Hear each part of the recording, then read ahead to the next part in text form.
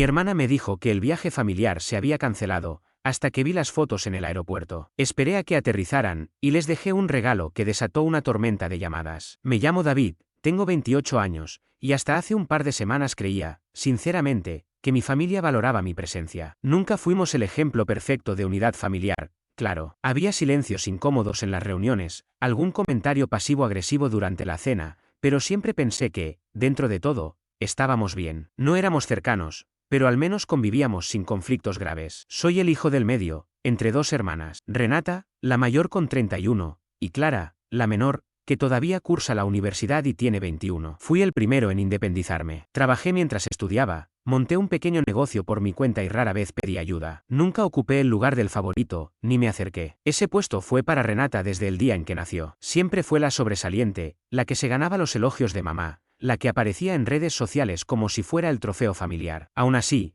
yo me mantenía presente. Mandaba regalos, colaboraba en fechas importantes, participaba en lo que podía. Al menos, eso creía. Hace unos meses, mamá mencionó que quería organizar unas vacaciones familiares, para reconectar, según sus propias palabras. Algo cálido, en otro país, una especie de reinicio emocional. Aunque me pareció algo exagerado, acepté. Incluso me ofrecí para ayudar con la logística, buscar tarifas grupales, coordinar detalles. Pero, como era de esperarse, Renata intervino con su hoja de cálculo y su agenda de 5 pasos. Déjamelo a mí, dijo con esa sonrisa controlada que siempre utiliza justo antes de quitarte cualquier decisión. Así que le cedí el control, como siempre. Pasaron las semanas, luego, los meses. Cada vez que preguntaba por la planificación del viaje, todo seguía en proceso. Renata culpaba a la agencia de viajes, Clara decía que aún no tenía su horario de clases, y mamá hablaba de pasaportes que estaban en revisión. Hasta que, sin previo aviso, Renata me escribió diciendo que todo se había pospuesto por problemas con las aerolíneas y nuevas restricciones del destino elegido. Un caos, escribió. Lo reprogramamos cuando se calme todo. Y yo le creí. ¿No tenía motivos para dudar, o sí? Algo no cuadraba del todo. No había ningún grupo de chat, ni mensajes sobre cancelaciones o reembolsos. Pero no insistí. Supuse que la vida había metido la cola,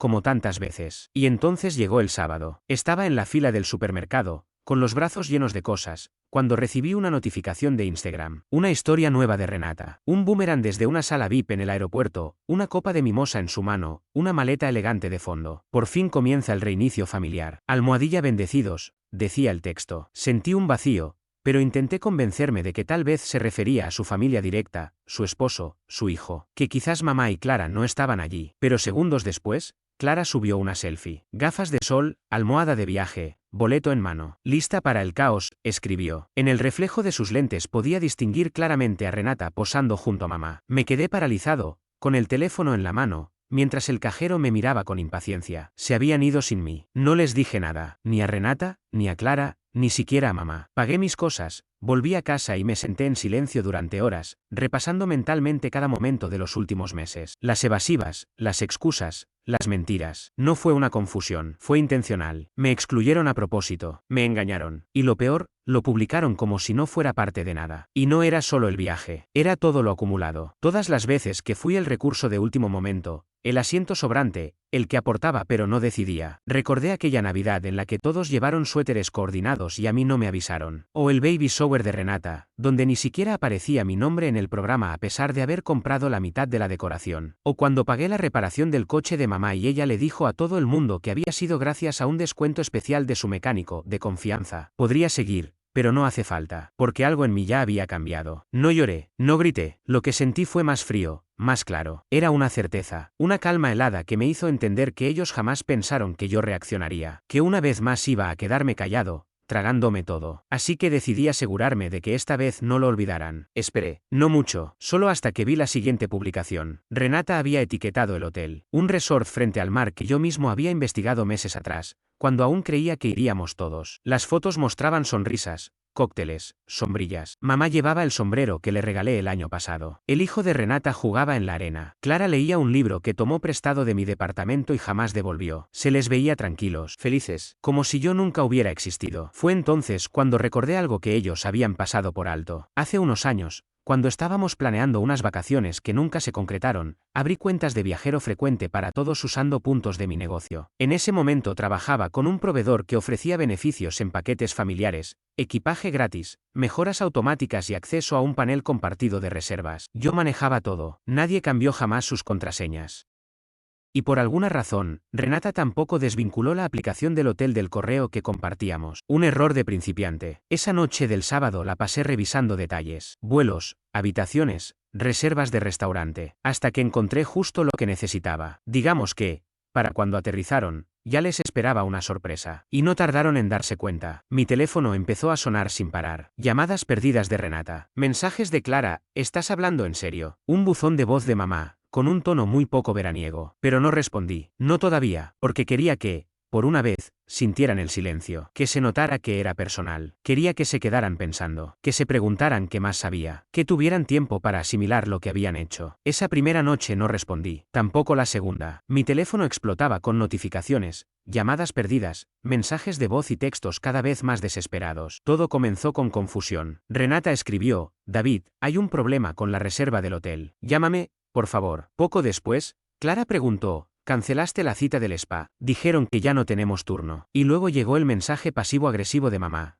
Clásico en ella: no sé qué está pasando, pero este no es el momento para tus jueguitos, David. Como si yo fuera el que estaba jugando. Como si mentir, excluirme y hacerme sentir invisible fuera algo que debía aceptar en silencio, con una sonrisa. Para la mañana del tercer día, la situación se había descontrolado. Renata me dejó un mensaje de voz que empezaba con un tono diplomático: podemos hablar como adultos, pero terminaba gritando que yo había arruinado todo y que su hijo había llorado porque tuvieron que irse antes del resort. Eso me hizo detenerme, no porque me sintiera culpable, sino porque ese niño no merece ser usado como una excusa emocional en medio de los berrinches de su madre. Déjame retroceder y explicar lo que pasó realmente. Una vez que accedí a su itinerario, noté algo curioso: no habían pagado todo por adelantado. La habitación estaba a nombre de Renata, pero la factura final aún no se había cargado. Era una de esas reservas que se pagan al hacer el check-in. Lo mismo pasaba con el traslado del aeropuerto y las citas en el spa. En condiciones normales, no habría sido un problema, pero como Renata jamás actualizó su perfil, todas esas reservas seguían visibles desde el panel vinculado a mi correo empresarial. Y lo más importante, el botón de cancelar también estaba ahí. No lo borré todo. No soy cruel. Les dejé la primera noche y también permití que usaran el transporte desde el aeropuerto. Pero cuando vi esa foto en redes sociales, las tres, brindando sonrientes con cócteles en la piscina infinita, usando trajes de baño combinados como si fueran una postal, no lo pensé más. Cancelé las noches 2 a 5. La política del hotel permitía cancelaciones sin cargo hasta 24 horas antes del check-in. Y yo aún estaba dentro de ese margen. No se les cobró, pero tampoco pudieron quedarse. Cuando regresaron de cenar esa noche, la recepción los recibió con una sonrisa incómoda y la noticia de que sus noches restantes habían sido canceladas por el titular de la reserva. Renata montó un escándalo. Lo sé porque la recepcionista me escribió un correo a mí, no a ella, para confirmar la cancelación debido a los datos contradictorios que habían dado. Me imaginé la escena: Renata exigiendo una mejora de habitación, mamá intentando imponer su autoridad de madre, y Clara fingiendo no estar metida en el asunto mientras miraba al techo. Al día siguiente, revisé su registro de viaje. Efectivamente, habían conseguido hospedaje en un hotel económico, más alejado de la playa. Nada que ver con el retiro lujoso que habían planeado. Y como broche de oro, perdieron su cita en el spa, esa misma que mamá llevaba semanas alardeando. No tuve ni que cancelarla, solo reprogramé la cita para el día siguiente de su partida. Llegaron pensando en masajes y tratamientos faciales y se encontraron con que ya habían disfrutado su sesión ayer a las 11 de la mañana. Pensé que ahí terminaría todo, pero no, fue a peor, porque recordé algo que nadie más tenía presente. Renata había estado usando la tarjeta de recompensas de mi empresa para todos los gastos del viaje. Se la presté hace años para organizar un cumpleaños para mamá, y jamás me la devolvió. Lo dejé pasar. Pero esta vez, al ver miles de dólares en cargos por vuelos y hoteles, después de que me mintieron y me apartaron, marqué los gastos como movimientos no autorizados por empleados y envié un reclamo formal al proveedor del programa de recompensas. Eso congeló los puntos usados en sus mejoras y canceló los privilegios de acceso a las salas VIP. Por eso empezaron a llegar mensajes como: no nos dejan entrar a la sala de espera. Dicen que ya no tenemos estatus de viajero. Y finalmente, David, ¿qué hiciste? Aún no había respondido. No porque quisiera ser cruel. Solo quería que entendieran. Me habían mentido. Me habían excluido. Usaron recursos que yo proporcioné, y luego se burlaron públicamente como si yo no existiera, como si fuera un extraño, como si no fuera parte de esa familia. Y por una vez, decidí que mi silencio dijera más que cualquier disculpa ensayada. Pero entonces, Clara volvió a llamar. Esta vez, contesté. Su voz tembló desde la primera palabra. ¿Por qué hiciste eso? ¿Eso? ¿No pensamos que te importaría tanto? Eso me golpeó de forma inesperada. Claro que me importa, respondí. Siempre me ha importado. Ese ha sido el problema desde el principio. Hubo un silencio breve. Luego dijo, no fue idea mía. Todo lo organizó Renata. ¿Yo? Creí que al final ibas a cancelarlo tú mismo. ¿Eso es lo que piensas de mí? ¿Que simplemente iba a desaparecer? No contestó, solo suspiró. Mamá está furiosa. Casi me reí. Claro, seguro el spa no tenía agua con pepino. Clara no rió. Siempre llevas las cosas demasiado lejos. ¿Y dejar fuera a tu propio hijo de unas vacaciones familiares? ¿Eso no fue pasarse? Más silencio. Esta vez más largo. No creí que te afectara tanto, y ahí estaba. Nunca pensaron que me dolería, que me importaba, que excluirme fuera algo cruel. Para ella solo era más cómodo así. Porque yo siempre había sido el que evitaba los conflictos, el que hacía los pagos, el que enviaba regalos, el que restaba importancia a las ofensas. Pero no más, no esta vez. El silencio volvió a instalarse. Luego dijo, Renata quiere llamarte. Sonreí, pero no fue una sonrisa amable. Dile que estoy ocupado. Quizás podamos reagendar cuando todo se calme. Y colgué. Las llamadas no pararon, ni siquiera después de Clara. Después de aquella conversación seca y cortante, supe exactamente en qué posición estaba. No hacía falta más. Durante el día siguiente, mi teléfono se convirtió en un campo de batalla de mensajes pasivo-agresivos disfrazados de intentos de reconciliación. Renata me mandó párrafos enteros que al principio sonaban conciliadores, como si intentara negociar una tregua, pero que enseguida viraban hacia un tono venenoso y condescendiente. Tuve que leer más de 1 o 2 veces para creerme el descaro. En uno directamente escribió, ya hiciste tu punto. Felicitaciones. Ahora puedes dejar de comportarte como un niño y disfrutar lo que queda del viaje. ¿Comportarme como un niño? Qué ironía viniendo de quien fingió cancelar el viaje y luego se sacó fotos posando en la playa como si no hubiera pasado nada. Esa era la esencia de Renata. Siempre con una sonrisa tensa, disfrazando su veneno bajo modales pulidos, intentando controlar la narrativa y actuando como si todo fuera un malentendido, cuando en realidad solo estaba siendo cruel de forma elegante. Los mensajes de mi madre fueron distintos, breves, fríos, podía oír su tono a través de los puntos y comas. Así no se resuelven las cosas. Nos has avergonzado. Has montado una escena. Curioso cómo, cuando ellos me excluyen, es simplemente así se dieron las cosas. Pero si soy yo quien se planta, de pronto soy el escándalo, el conflicto, el que daña la imagen familiar. Sin embargo, lo que realmente me remató no fue ni Renata ni mi madre. Fue un correo del hotel. Asunto, reporte de incidente, disputa de cargos. El gerente explicaba que había habido un problema con el pago de las habitaciones y que la persona registrada, Renata, se había negado a proporcionar otro método de pago después de que la tarjeta fuera rechazada. Esa tarjeta, claro, era la mía, y había sido bloqueada apenas reporté el uso no autorizado. Después de que cancelé la reserva, el resort intentó procesar el nuevo alojamiento usando la misma cuenta. Al no funcionar, Renata trató de usar la tarjeta de mamá, pero como ella también tenía su cuenta conectada al mismo panel de viajes que yo configuré hace años, esa tarjeta también fue rechazada. Jamás cambiaron nada, ni un solo detalle. Todo seguía ligado a mí, a lo que yo había construido y mantenido. Ahora el hotel pedía que el titular principal, es decir, yo, se pusiera en contacto para resolver la situación antes de escalarla. Fue entonces cuando lo entendí. Todavía esperaban que yo solucionara el desastre, como lo había hecho durante años. Siempre era yo quien llamaba, gestionaba los reembolsos, cubría los excesos, corregía los errores que ni siquiera notaban. Los había salvado de tantos líos que ya había perdido la cuenta. Pero esta vez, decidí no hacer nada. Simplemente reenvié el correo a Renata, sin notas, sin explicaciones. Ni siquiera cambié el asunto. 10 minutos después, comenzó a llamarme. Dejé sonar el teléfono. Una vez, otra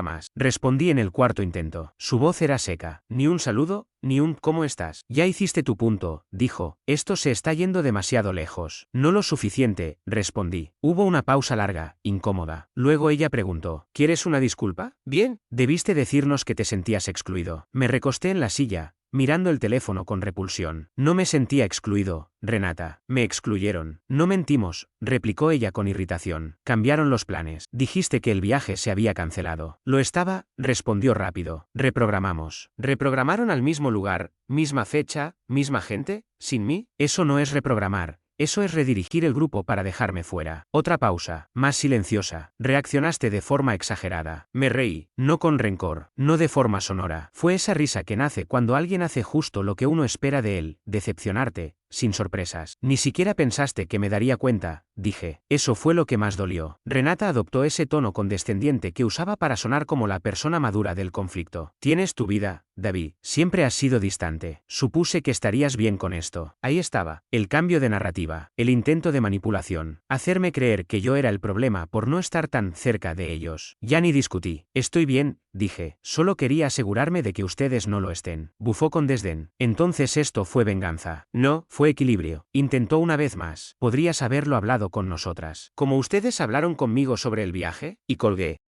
Pensé que ahí terminaría todo, pero no fue así. Al día siguiente, mi madre apareció sin avisar en mi apartamento. Escuché los golpes en la puerta, revisé por la mirilla esperando ver un paquete o quizá algún vecino, pero era ella, parada frente a la puerta, con el bolso apretado contra el cuerpo, las gafas oscuras aún puestas a pesar del cielo nublado y la mandíbula apretada como si estuviera a punto de declarar en un juicio. No abrí, no de inmediato. Me quedé ahí, observándola tras la mirilla, pensando en todos los años en los que hice hasta lo imposible por ganarme un lugar en esa familia. Ahora, por fin, la puerta cerrada era para ellos. Ella volvió a golpear, más fuerte esta vez. David, dijo con voz apagada por la madera. Esto es absurdo, y aún así no respondí, porque quería que lo sintiera. Ese frío peso de quedarse afuera, no por crueldad, sino por consecuencia, y fue entonces cuando dijo algo que me hizo alejarme, por fin, de la puerta. No la abrí, simplemente retrocedí, como si me hubieran golpeado. Escuché su voz al otro lado de la puerta. Le dije a Renata que deberíamos haberte invitado. Y luego añadió,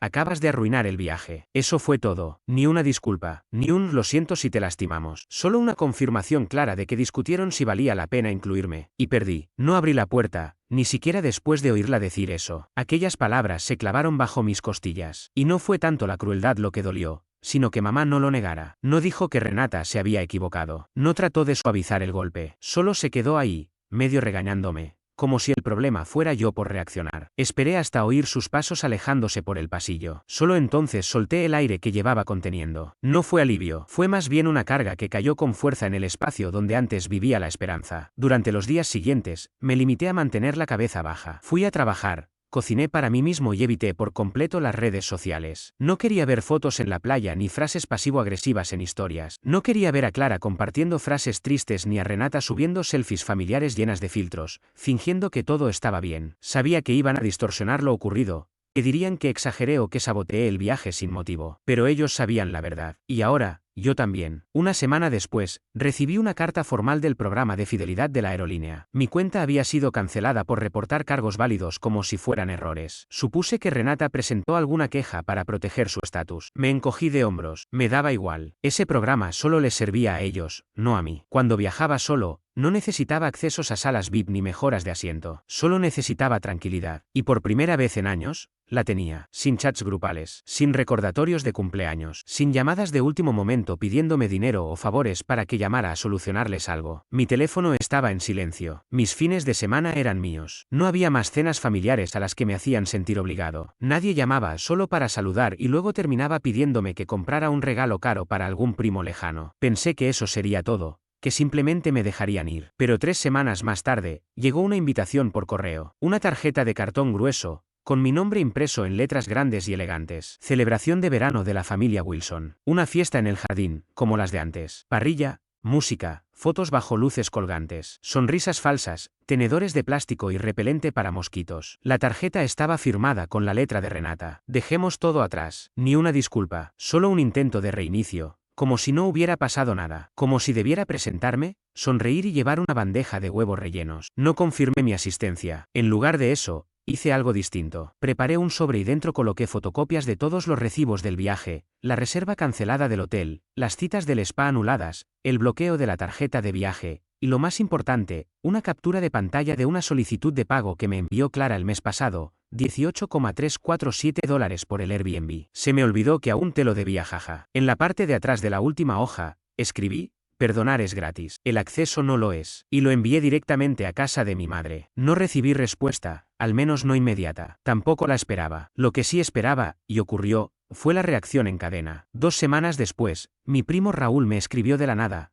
oye, no sé qué pasó, pero tu mamá le dijo a la abuela que te estás alejando. Lo dijo como si estuvieras pasando por algo. Me reí al leerlo. ¿Pasando por algo? Como si no hubiera pasado años cargando con el peso emocional de toda una familia. Como si tomar distancia fuera una rabieta, y no un límite bien trazado con precisión quirúrgica. Le respondí con una sola frase: por fin empecé a tratarlos como ellos me trataban. No respondió, pero no hizo falta. La siguiente vez que subieron una foto familiar, yo ya no aparecía. No hubo recortes incómodos. No más UPS, se me olvidó decirte del almuerzo. Solo un corte limpio. Con el tiempo, empecé a pasar más tiempo con amigos. Personas que me escuchaban de verdad, que me incluían porque querían mi compañía, no porque necesitaban algo de mí. Hice un viaje corto al norte, completamente solo, sin itinerario, sin grupo, sin compromisos. Reservé la habitación más barata con mi propia tarjeta y me senté a ver la lluvia caer sobre un lago, tomando café negro en una taza astillada. Fue la sensación más pacífica que había tenido en años. No sé si aún hablan de mí en las reuniones familiares. Tal vez digan que los abandoné, tal vez digan que exageré, tal vez digan que intentaron arreglarlo. Pero yo conozco la verdad,